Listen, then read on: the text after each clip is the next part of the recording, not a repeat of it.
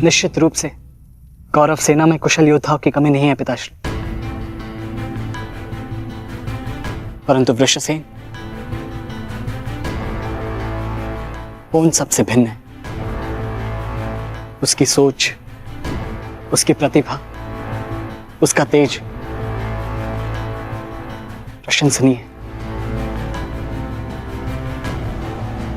उससे द्वंद्व करते समय मैंने बहुत कुछ सीखा।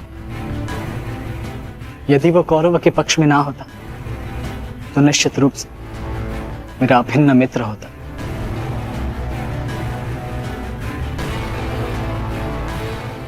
परंतु समझ में नहीं आता कि उसमें इतना तेज आया कहां से। कुछ जन्म से, कुछ कर्म से। वो अंगराज कर्ण का पुत्र है, जिसके मन में मृत्यु का भय नहीं, अपने कर्तव्य की ओर पूर्ण आत्मसमर्पण है। उस पर तेज स्वतः ही आ जाता है अभिमन्यु।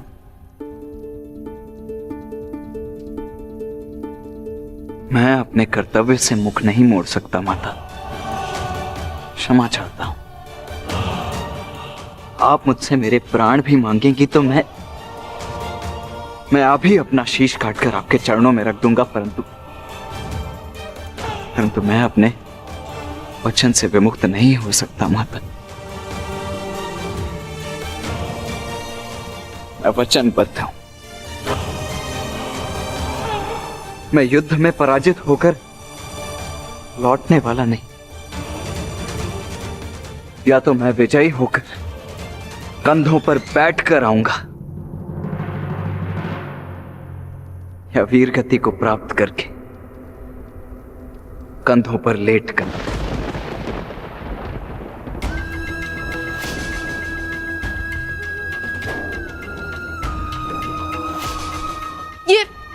ये आपका पुत्र क्या बोल रहा है? आप सुन रहे हैं ना? मैं आपसे हाथ जोड़कर विनती करती हूँ स्वामी, रोकिए इसे। ऐसा कैसे होने दे सकते हैं? कुछ कीजिए। करना तो तुम्हें है सुप्रिया। ममता और कर्तव्य में संतुलन करना है। तुम एक योद्धा की माता हो, तुम्हें अपने हृदय को कठोर बनाना होगा। मेरी अनुपस्थिति में हमारा पुत्र इस महायुद्ध में अत्यंत मुख्य भूमिका निभा रहा है। मुझे उस पर गर्व है और तुम्हें भी होना चाहिए सुप्रिया। युद्ध में पीछे हट जाने वाले वृषसेन का पिता होने से अधिक युद्ध में बलिदान दे देने वाले वृषसेन का पिता होना अधिक श्रेष्ठकर समझता हूं।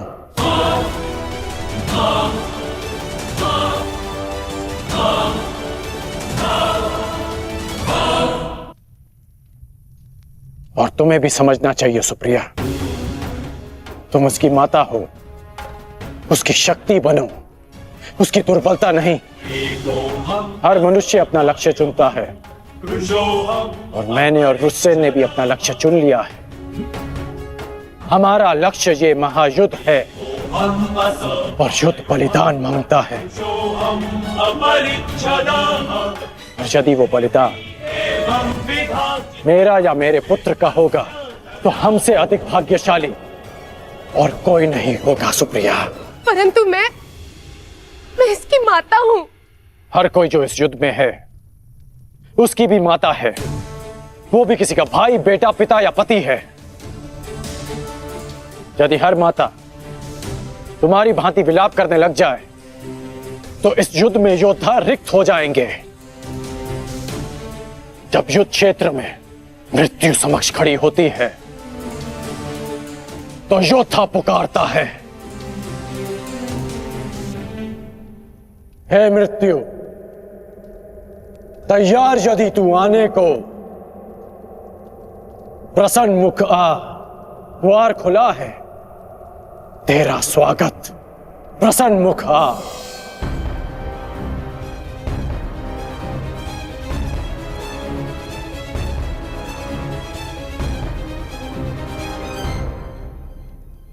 दो महायोद्धाओं के समक्ष एक दुर्बल माता कैसे जीत सकती है?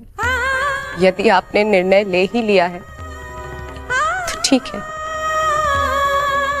किंतु एक बात स्मरण रखना, यदि मेरे पुत्र को कुछ भी हुआ तो उसके उत्तरदायी आप होंगे, और इसके लिए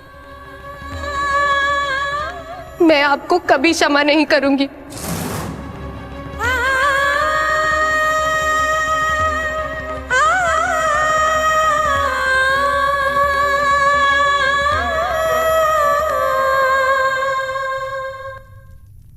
आज युद्ध भूमि में पांडवों का प्रयास था कि दुर्योधन पर वश पालें।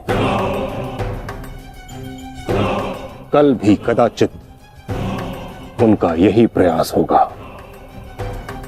इस कारणवश हमें सज्ज रहने की आवश्यकता है।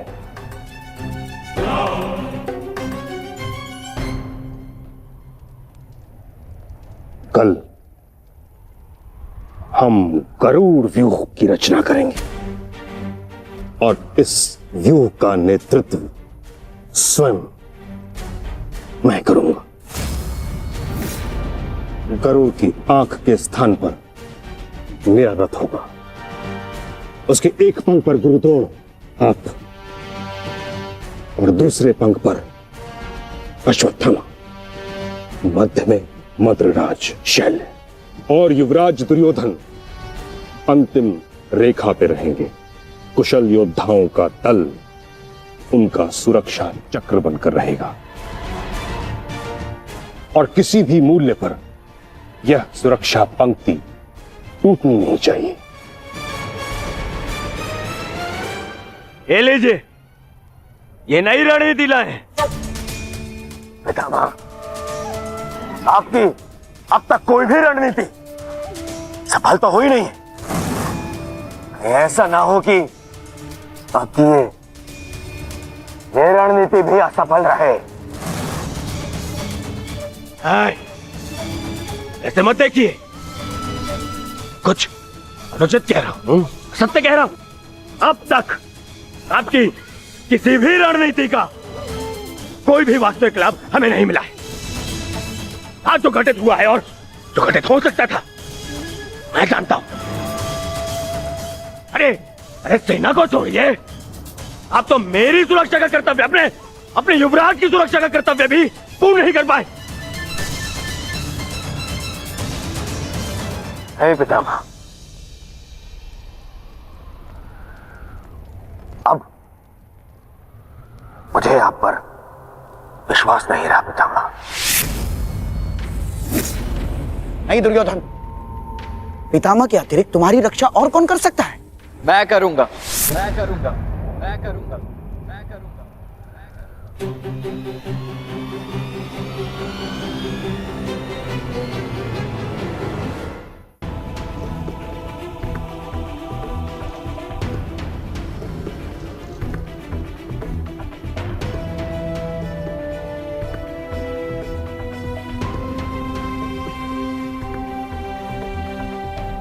मैं मानता हूं मैं महामहिम के समक्ष कुछ भी नहीं, और मैं हृदय से उनका सम्मान भी करता हूं।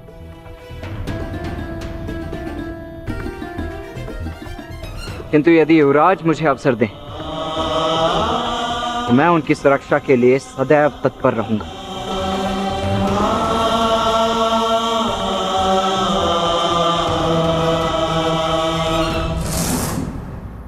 आपका क्या मत है वासुदेव? कल कौरव किस रणनीति के साथ युद्ध क्षेत्र में उतरेंगे?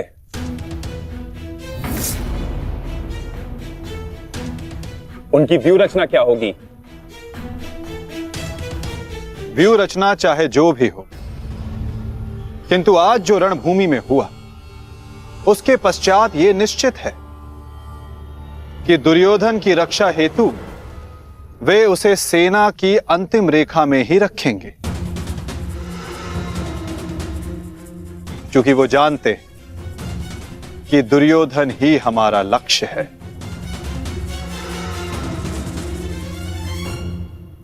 यदि ऐसा है तो फिर हमें कौन से व्यू का उपयोग करना चाहिए माधव? अर्धचंद्र व्यू पार्थ।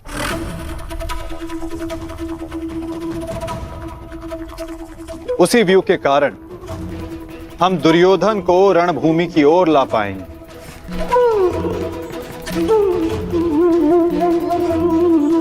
और यदि दुर्योधन व्यू से बाहर नहीं आया तो ये उसकी दुर्बलता समझी जाएगी और मानसिक पराजय भी।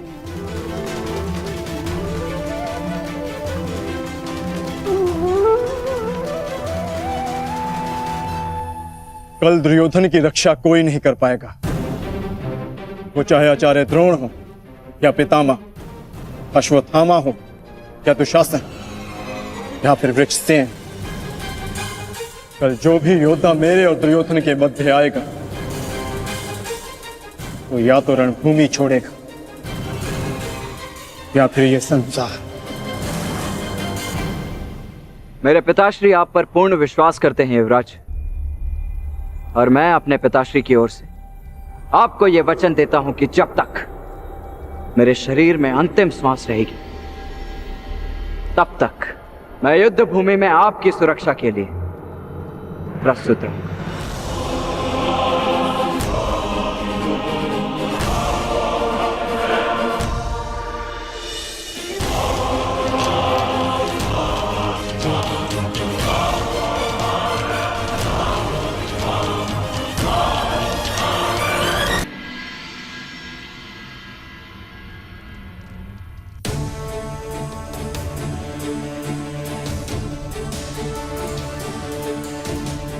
आज युद्ध का तीसरा दिन है।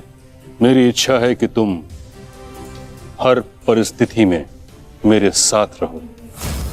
तुम्हारी सुरक्षा हेतु यह आवश्यक है। आप केवल सेना के नेतृत्व के बारे में सोचिए।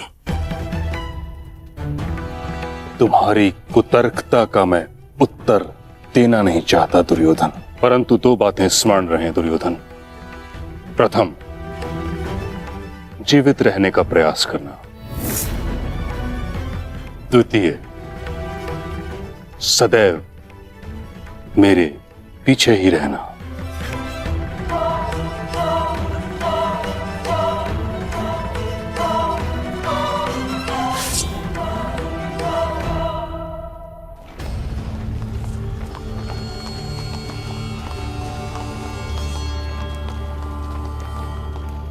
प्रणिपात पिताश्री। यशस्वी भव। मैं यहां तुम्हें यह बताने नहीं आया कि मन लगाकर युद्ध करना, क्योंकि वो तो तुम करोगे ही। मैं यहां तुम्हें एक सीख देने आया हूं।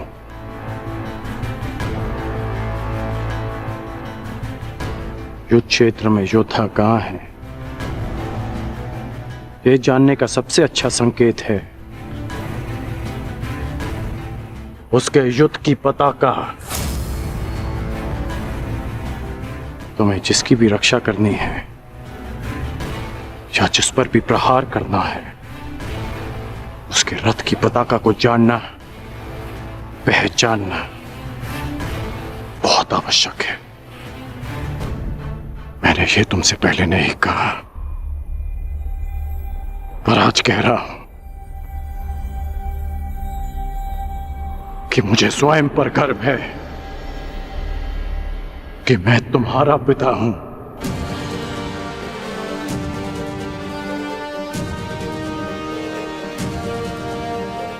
कल्याण हो तुम्हारा पुत्र।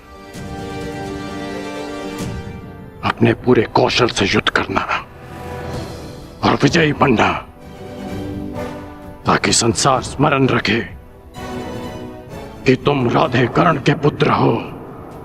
सदा स्मरण रहेगा पिताश्री।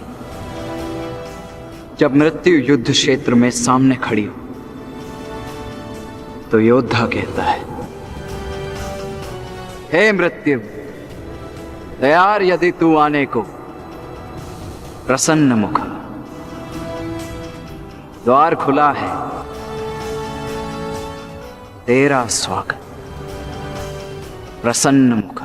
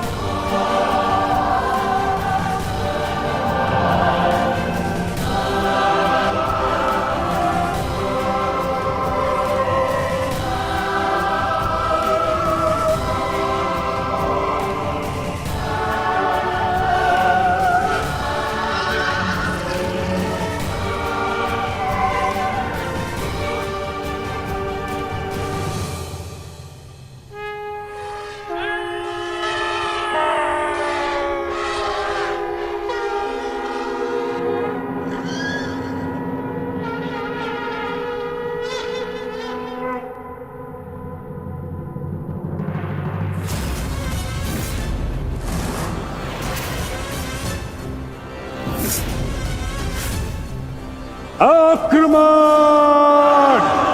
आक्रमण!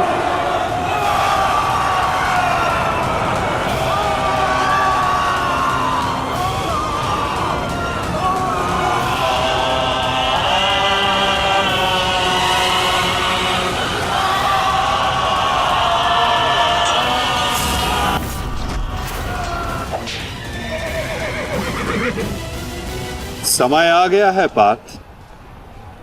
क्या करना है? स्मरण है ना?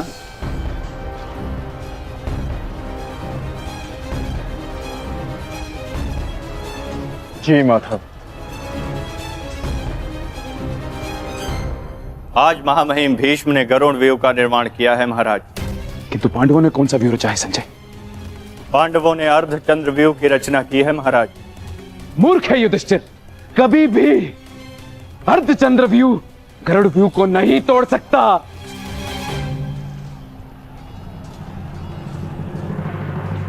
प्रस्थान करो विकोदर। जो आदेश वासुदेव। अपने साथ कुछ सैनिक भी लेते जाओ। जी वासुदेव। सैनिकों, आगे बढ़ो।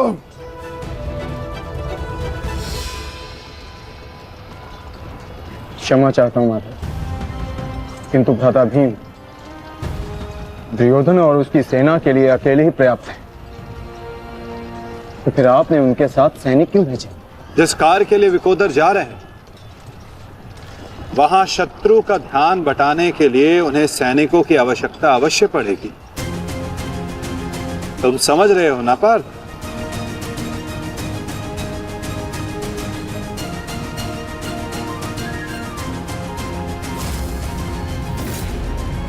दुर्योधन, कल जो कार्य अधूरा रह गया था उसे पूर्ण करने का आज समय आ गया है।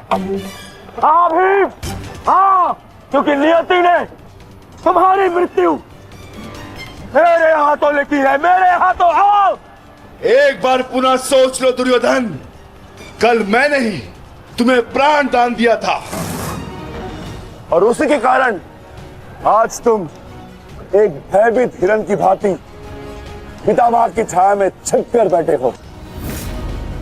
बाहर निकलो और लड़ो मुझसे। दुर्योधन, कहीं ऐसा तो नहीं कि तुम्हें अब समझ में आ रहा है कि रणभूमि सजाकर तुमने कितनी बड़ी मूर्खता की है? अभी क्या हो जाएगा कि किसने कितनी मूर्खता की है।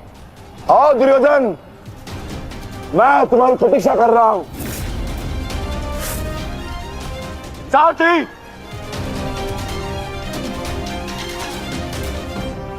पांडवों ने अर्धचंद्र व्यूह बनाया है।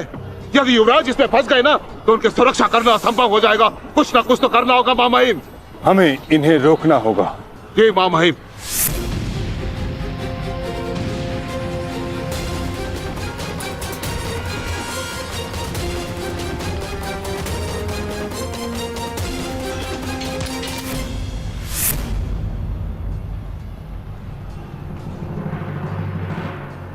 प्रणिपात प्रपितामह।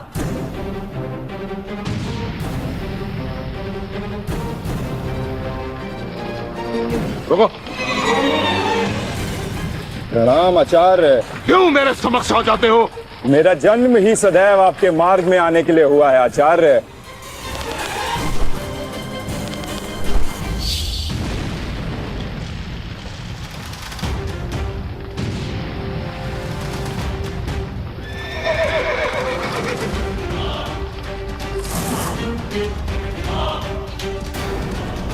मुझे युवराज की सहायता के लिए जाना होगा।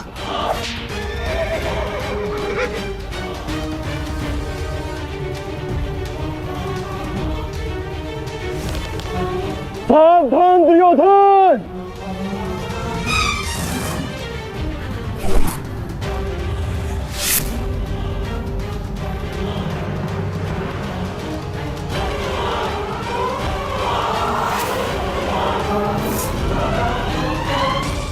चूक गए अर्जुन, अपना एक बाण व्यर्थ कर दिया तुमने।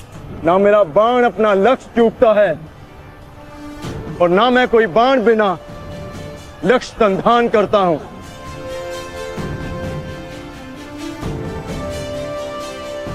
अर्थात इसलिए ताकि पितामह भीष्म मुझे ढूंढ ना पाए। ये युद्ध हम भाइयों के मध्य है, तो फिर इसमें आचार्य द्रोण और पितामह को कष्ट क्यों देना?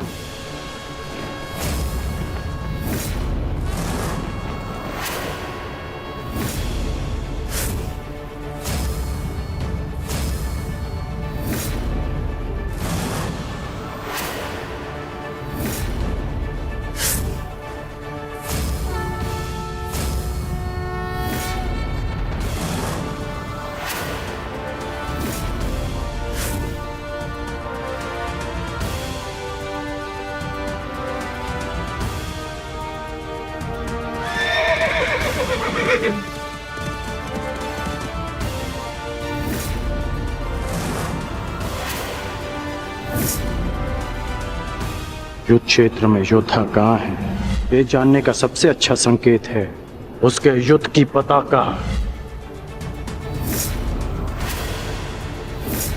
सारी पांडव पताकाएं एक साथ, अर्थात वहां कोई एक विशेष शत्रु है, और वो विशेष शत्रु युवराज दुर्योधन के अतिरिक्त और कोई नहीं हो सकता।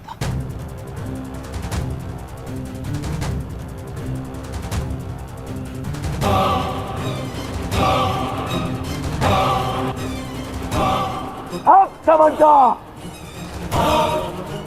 जब बल से कार्य नहीं बना तो चल से मुझे बंदी बनाने की योजना बनाई है तुम पांडवों ने। हाँ?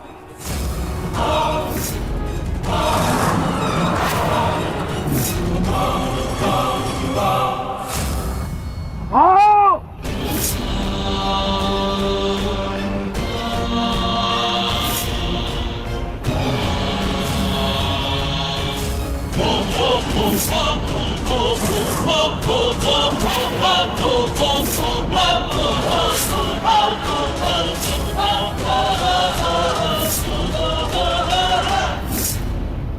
दुर्योधन!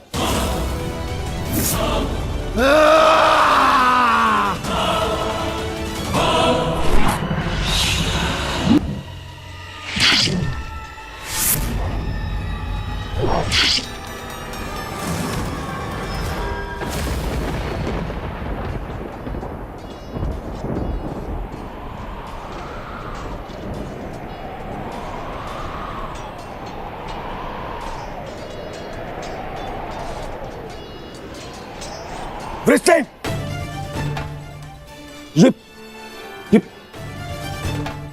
ये क्या किया तुमने पुत्र? हमने वचन पूरा किया। उठो उठो उठो।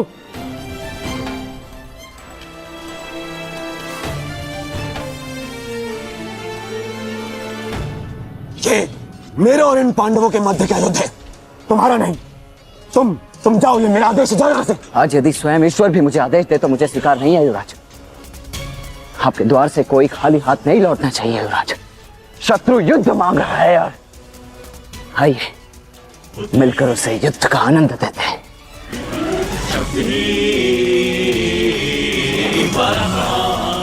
हर हर महादेव, हर हर महादेव।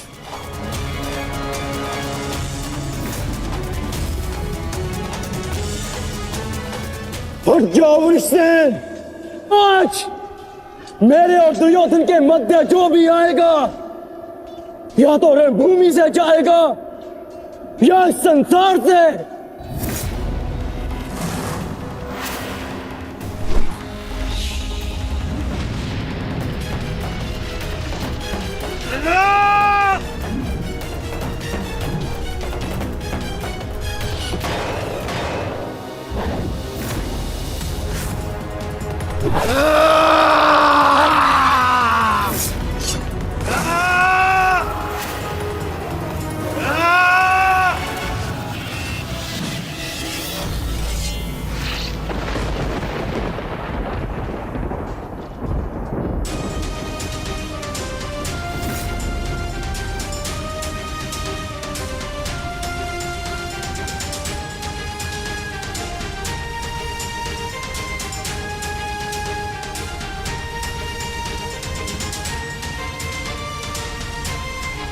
तुम ठीक तो हो पुत्र? हाँ, आप मेरी चिंता मत कीजिए युवराज, आप स्वयं। क्रिस्टन!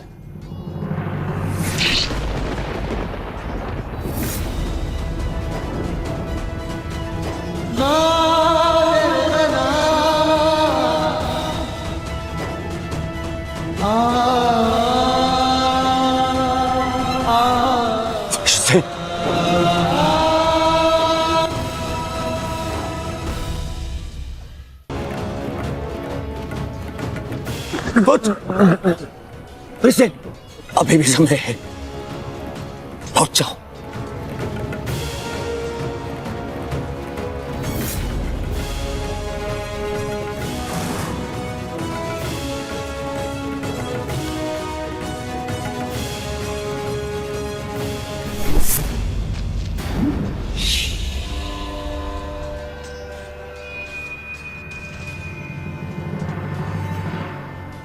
सूर्यास्त होने को है अर्जुन,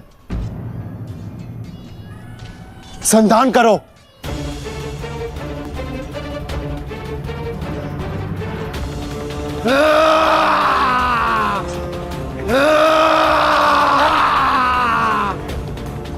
दुर्योधन!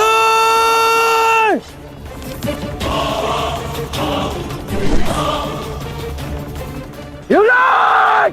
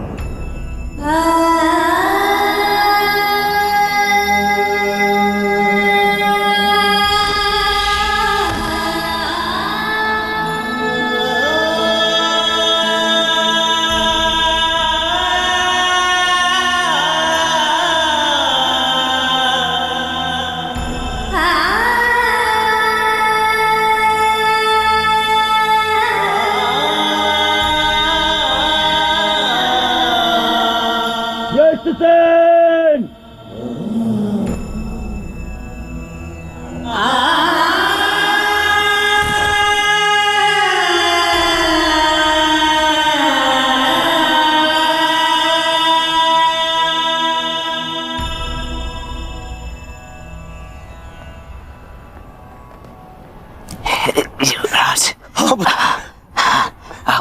आप सुरक्षित तो है ना? हाँ पुत्र, मैं सुरक्षित हूं। और तुम चिंता मत करना, मैं तुम्हें अभी वैद्य के पास में लेके जाऊंगा। तुम स्वस्थ हो जाओगे। आओ आओ।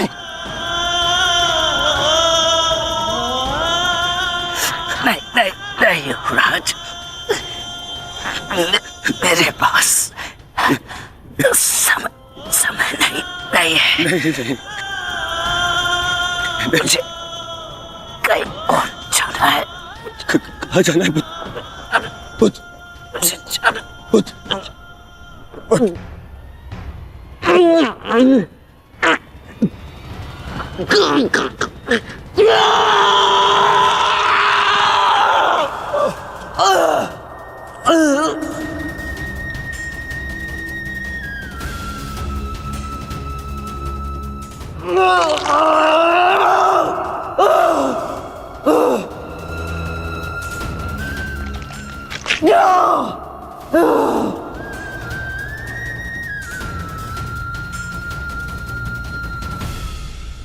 इस संसार से जाने से पूर्व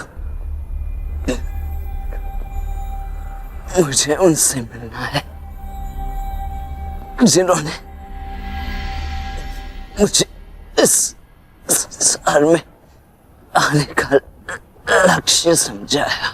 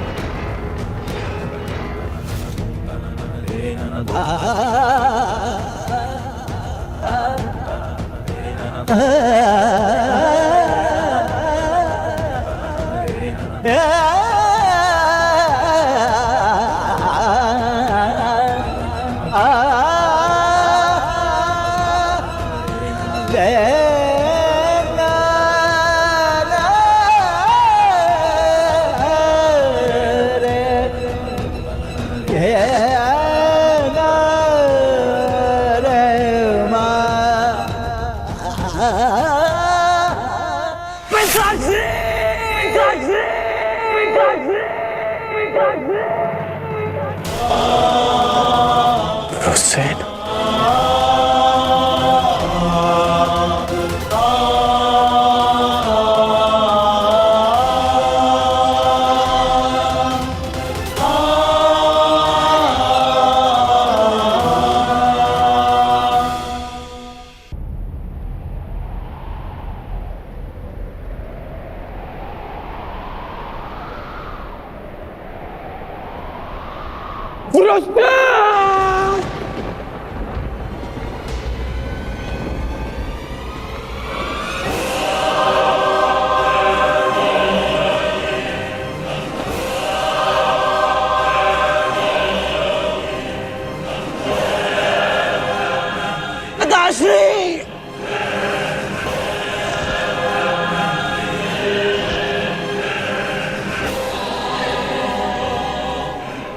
रुकिए पिताश्री।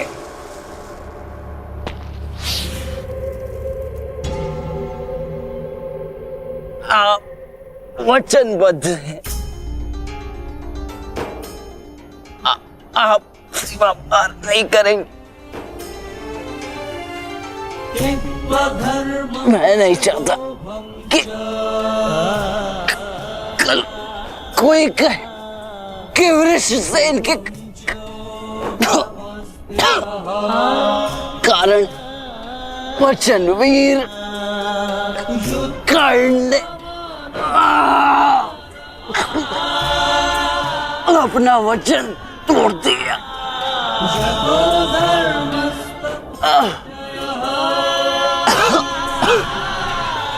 आओ पुत्र, अपने पिता के पास आओ। हाँ,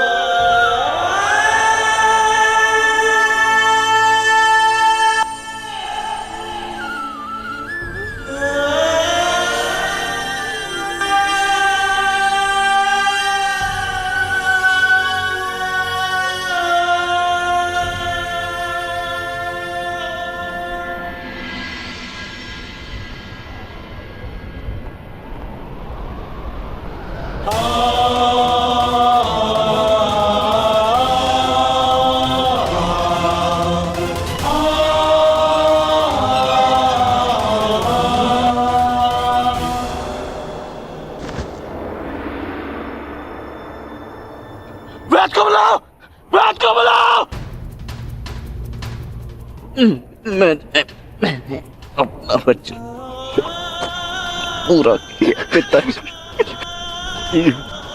तुम्हें कुछ नहीं होगा, कुछ नहीं होगा तुम्हें।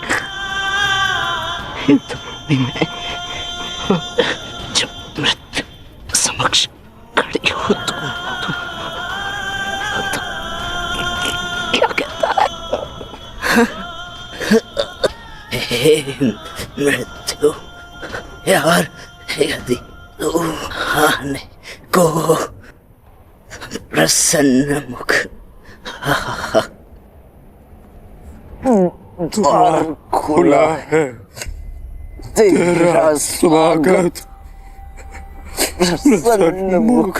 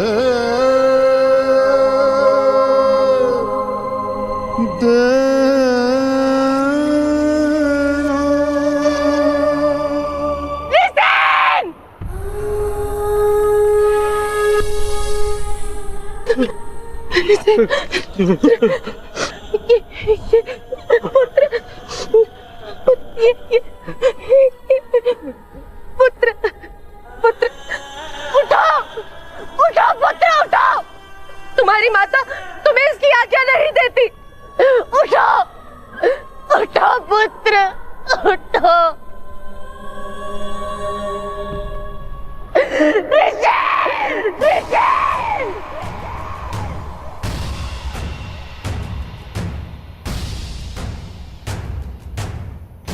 पांडु पुत्रों की पांडु पुत्रों की पांडु पुत्रों की पांडु पुत्रों की पांडु पुत्रों की पांडु पुत्रों की पांडु पुत्रों की पांडु पुत्रों की पांडु पुत्रों की पांडु पुत्रों की पांडु पुत्रों की पांडु पुत्रों की पांडु पुत्रों की पांडु पुत्रों की।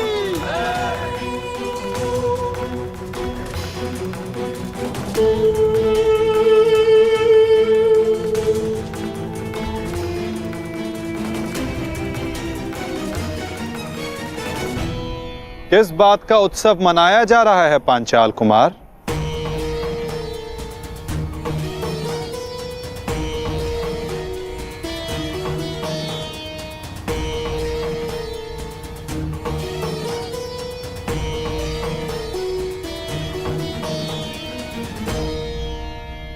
अपनी विजय का उत्साह रखना उचित है, परंतु एक वीर, एक महायोद्धा की मृत्यु का उत्सव मनाना उत्साह है।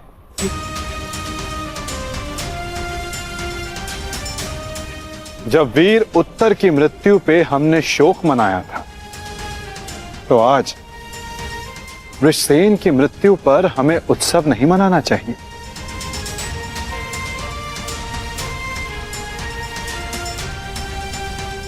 कल हमने एक वीर योद्धा खोया था और आज हमारे विपक्ष ने एक वीर योद्धा खोया है।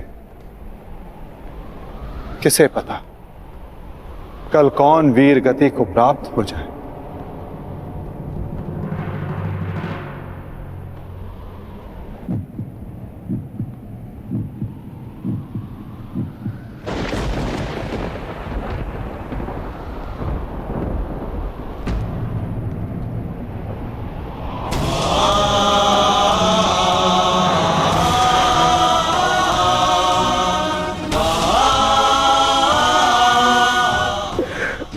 मुझे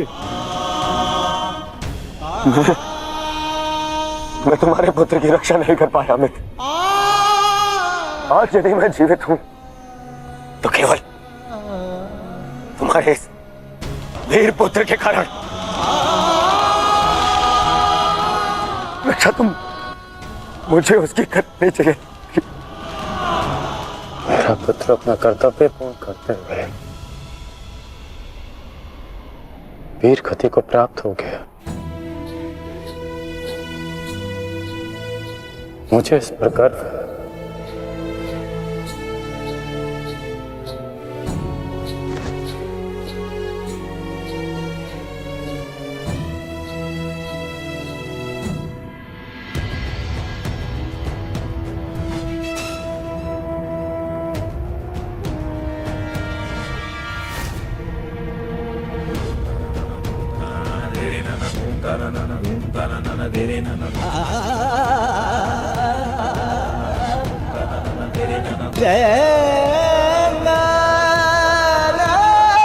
सखा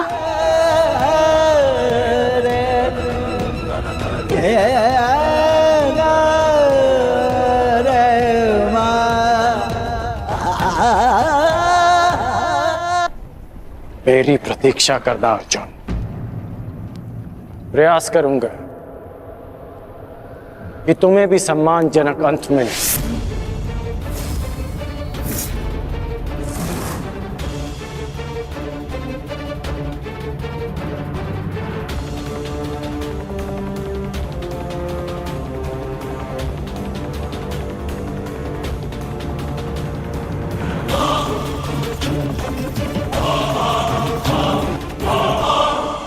मित्र,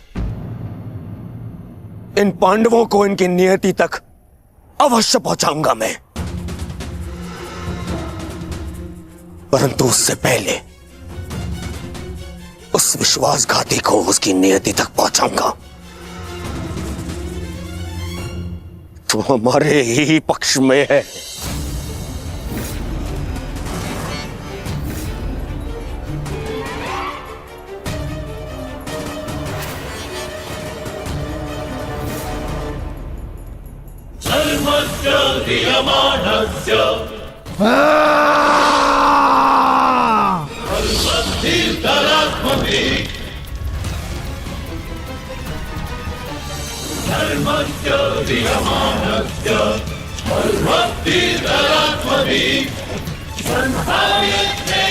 महामहिम,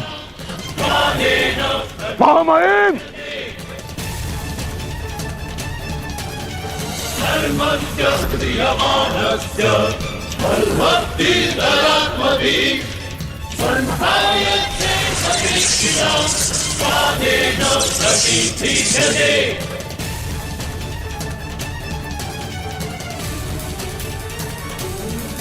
महामहिम, आप ठीक तो है? महामहिम के शिविर में अग्नि लगाने का दुस्साहस किसने किया? उत्तर दो। एक विश्वासघाती को यही दंड मिलना चाहिए, यही।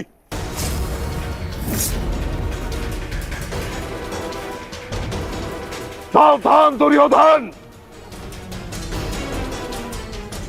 आज की हार के कारण शब्दों का चयन करना भी भूल गए हो तुम। लज्जा नहीं आती तुम्हें? नहीं आचार्य, मैंने सर्वथा उचित शब्दों का ही चयन किया है। आज जो कुछ भी हुआ वो इनके कारण हुआ है। इनके पांडवों के प्रति प्रेम भाव के कारण ही आज वृषसेन वीर गति को प्राप्त हो गया।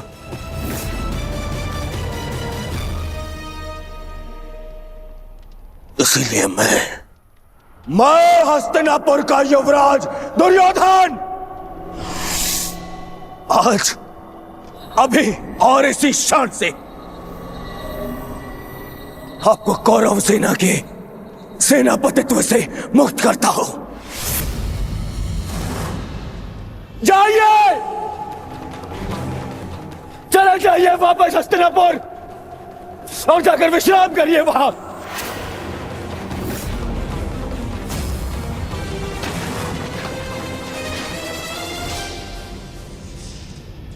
अपने शब्दों पर नियंत्रण रखो दुर्योधन, और अपनी सीमा मत लांघो।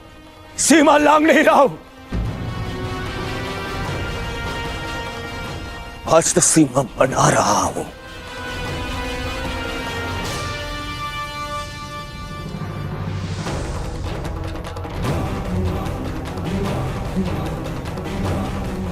इस समय मैं ऐसे व्यक्ति के सामने खड़ा हूं जो हमसे अधिक हमारे शत्रुओं के पक्ष में है,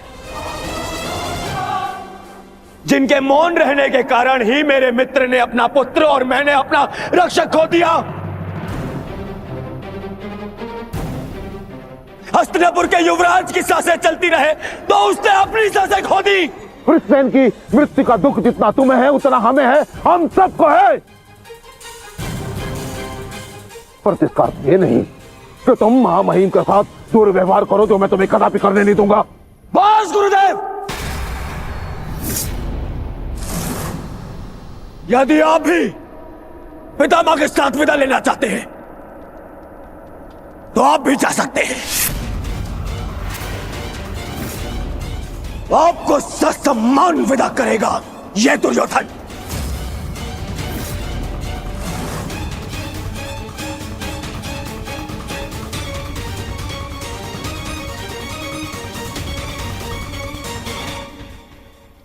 तैयार हो जाओ मित्र, कल से इस युद्ध में तुम अपने मित्र का साथ दोगे। इनसे कहीं अधिक इस युद्ध में मुझे तुम्हारी आवश्यकता है मित्र। दो सहोदर एक दूसरे का रखना भाई, ये उत्तरदायित्व आपको ही लेना होगा ताजश्री। प्राण की रक्षा केवल आप ही कर सकते हैं। कदापि नहीं। जब तक मैं युद्ध भूमि में उपस्थित हूं तब तक अंगराज कर्ण युद्ध भूमि में पद नहीं रखेगा। क्यों मेरा मित्र मेरे साथ में युद्ध में खड़ा नहीं हो सकता? बताइए क्यों? कल को यदि फिर से मेरे प्राणों पर संकट आया, मेरे प्राणों की रक्षा कौन करेगा? मैं करूंगा तुम्हारी रक्षा। शत्रु को तुम्हारे समीप आने नहीं दूंगा।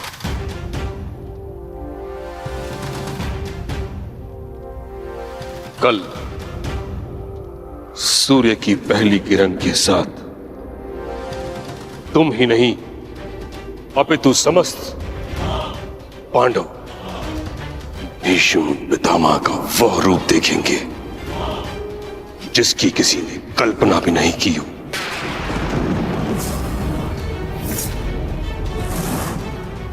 यह मेरा वचन है।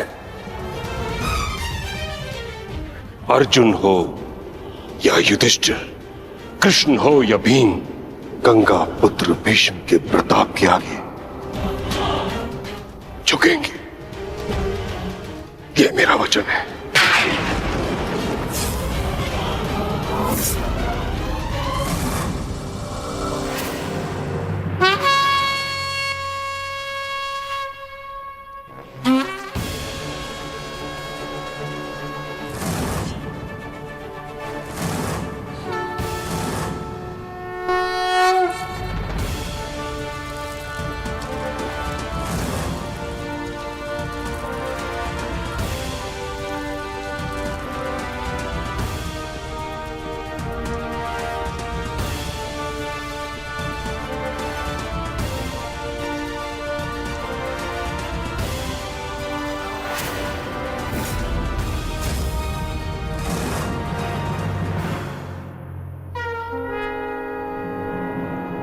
युद्ध का चौथा दिन।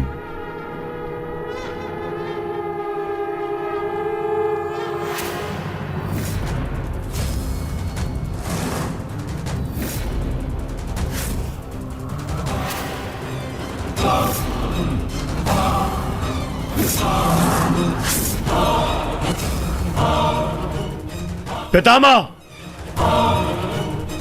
देव की रचना कीजिए। मुझे अपने प्राण का विश्वास दिलाइए पितामह।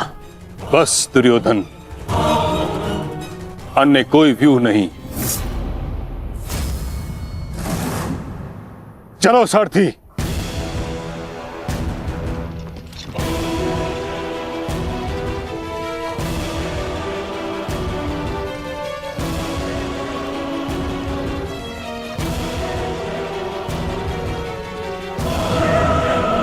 ये तो अच्छा संकेत है माता। प्रतीत होता है कि पितामह इस नरसंहार को समाप्त करना चाहते हैं, इस युद्ध पर विराम चाहते हैं। गंगा पुत्र इस महायुद्ध पर विराम अवश्य लगाना चाहते हैं, परंतु अपने सभी शत्रुओं का अंत करने के पश्चात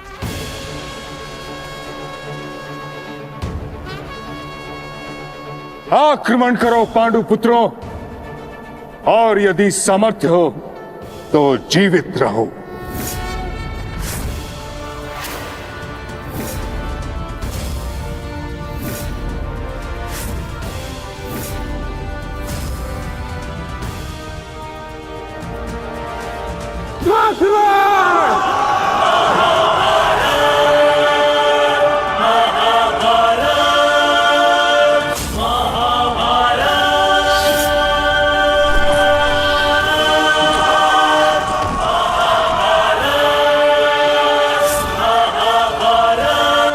ये क्या कर रहे पितामह?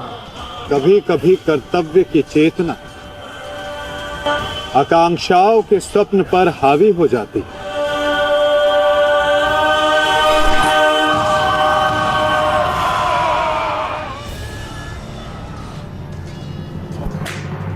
यह मेरी अंतिम चेतावनी है पांडुपुत्रों, और तुम्हारे पास ये अंतिम अवसर है। समर्पण करो, अन्यथा परिणाम के लिए प्रस्तुत रहो।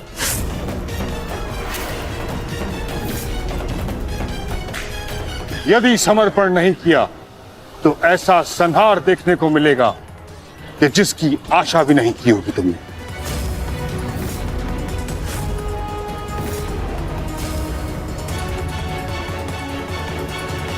किस बात का समर्पण पितामह? किस बात का समर्पण? आप भली भांति जानते हैं कि इस युद्ध के अलावा हमारे पास और कोई विकल्प नहीं, और यही युद्ध हमें हमारा अधिकार और न्याय दिलाएगा। तो ठीक है, अपने इस निर्णय का परिणाम भुगतने के लिए तत्पर हो जाओ।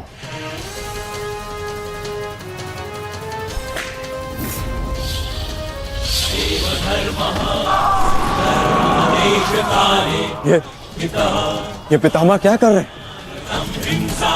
हमारे सैन्य बल का क्रूरता से अंत कर रहे हैं। अर्जुन, तुम्हें पितामह को रोकना होगा, क्योंकि हम सभी में केवल और केवल तुम ही इसमें सक्षम हो।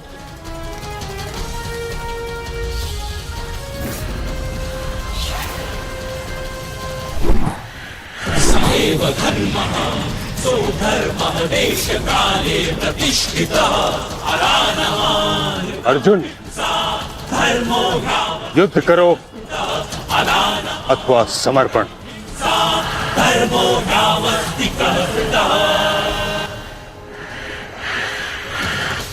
तुम्हारे मौन ने मुझे उत्तर दे दिया है।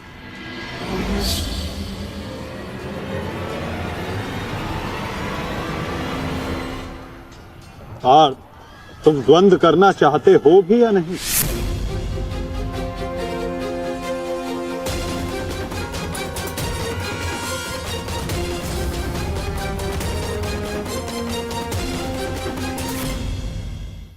तुम्हारे मौन ने मुझे उत्तर दे दिया।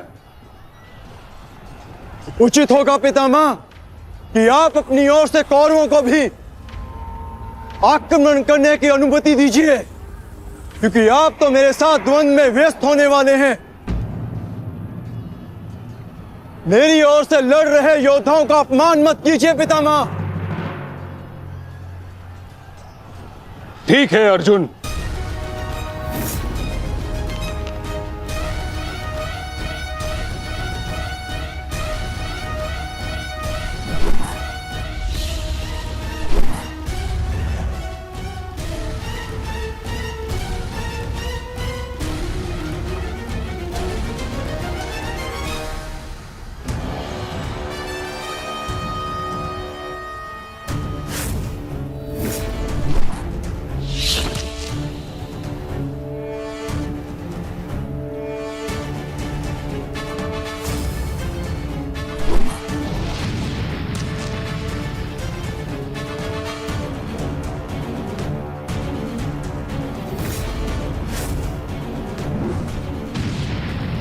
न्यायानाम् अधिकाराणाम् प्राप्त्यर्थम् साम्राज्यार्थम् न्यायानाम् अधिकाराणाम् प्राप्त्यर्थम् साम्राज्यार्थम्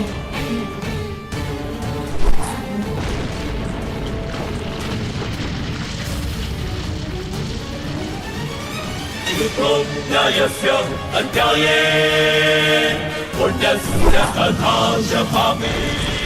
युद्ध का 9वां दिन।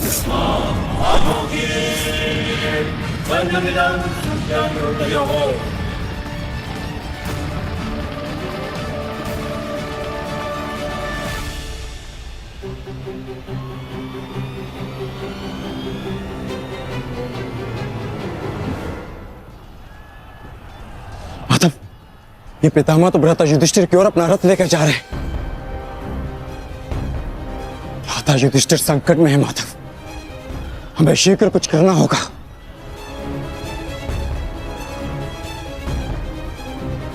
तुम भली भांति जानते हो युधिष्ठिर कि तुम मुझसे द्वंद्व करने में सक्षम नहीं हो।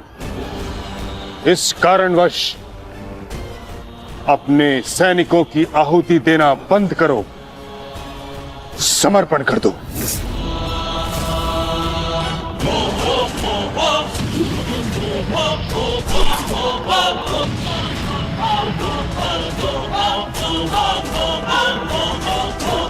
अद्भुत पितामह, अद्भुत। गंगा पुत्र अच्छा है, अच्छा है।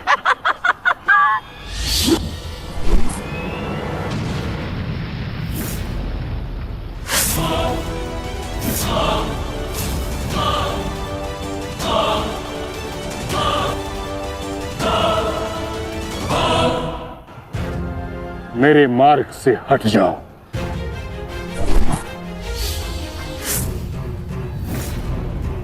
यह मेरी अंतिम चेतावनी है पुत्र, मेरे मार्ग से हट जाओ।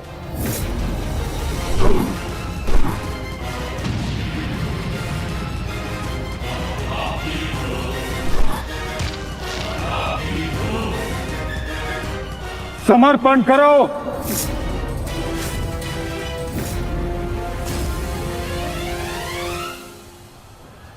हम कौरवों के समक्ष समर्पण नहीं करेंगे पितामह, चाहे इसके लिए हम सबको अपने प्राण क्यों ना खोने पड़े।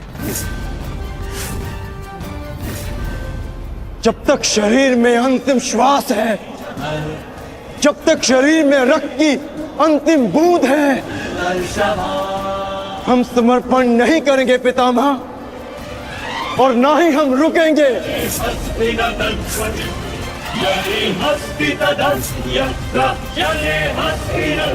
ठीक है अर्जुन, यदि तुम्हारा निर्णय यही है तो मेरा उत्तर भी जान लो।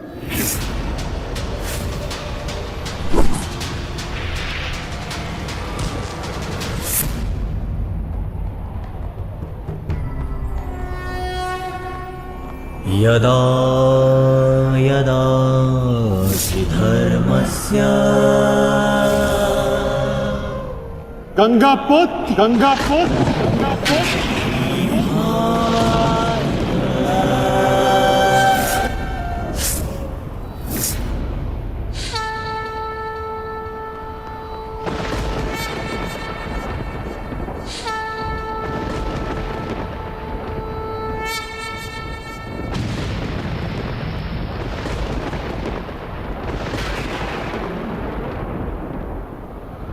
मेरे शस्त्र ना उठाने के दिए गए वचन को मेरी दुर्बलता मत समझना।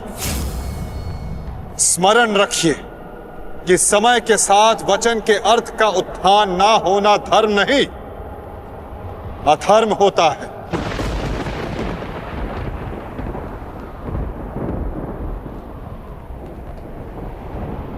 मैं केवल अपने कर्तव्य का पालन कर रहा हूं वासुदेव, और ऐसा करने से मुझे कोई नहीं रोक सकता। कोई भी नहीं।